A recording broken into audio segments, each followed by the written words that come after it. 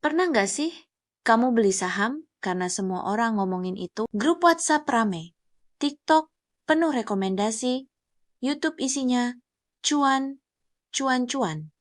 Akhirnya kamu ikut beli. Tapi bukannya untung, malah nyangkut di pucuk. Kalau pernah, selamat. Kamu korban FOMO.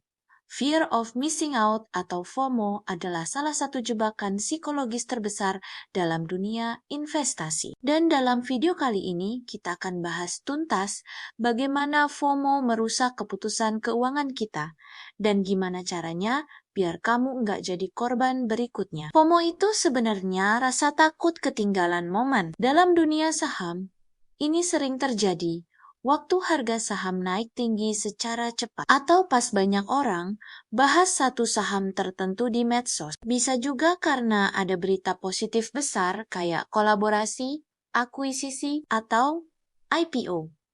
Alih-alih berpikir rasional dan berdasarkan analisis, kamu akhirnya membeli karena tekanan sosial dan emosi. Kamu takut kalau nggak beli sekarang, nanti nyesel. Contoh nyata nih, ingat nggak saham BBYB di tahun 2021? Viral banget karena isu bakal dibeli investor besar. Harga naik drastis, tapi akhirnya koreksi dalam. Banyak investor retail yang beli di pucuk, malah kejebak. Atau IPO saham brand, banyak yang FOMO beli di hari-hari awal.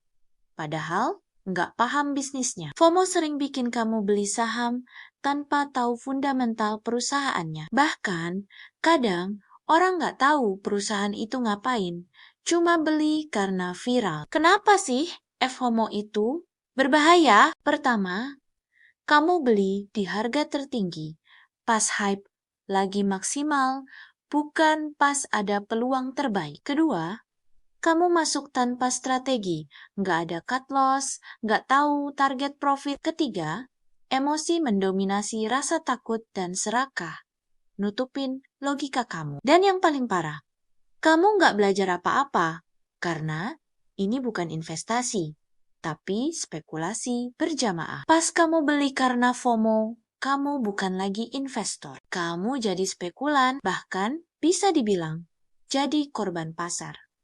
Terus, gimana cara menghindari FOMO? Pertama, kamu harus punya rencana dan strategi. Sebelum beli saham, tentuin dulu alasan membeli, target cuan, sama batas kerugian. Kedua, pahami fundamental sahamnya. Baca laporan keuangan, pahami bisnisnya, cek valuasinya. Jangan beli cuma karena teman bilang bagus. Ketiga, jangan kebawa euforia medsos. Lihat TikTok atau Twitter, boleh, tapi jangan jadiin acuan utama. Medsos itu tempat FOMO berkembang. Keempat, sabar. Tunggu momen koreksi. Jangan beli pas harga udah naik puluhan persen tanpa jeda. Dan yang terakhir, terus edukasi diri sendiri. Semakin paham, semakin tenang. Kamu jadi nggak gampang kepengaruh. FOMO itu wajar, manusiawi. Tapi, kalau kamu mau jadi investor sukses, kamu harus belajar mengontrol emosi. Jangan biarkan tren sesaat menentukan masa depan finansialmu.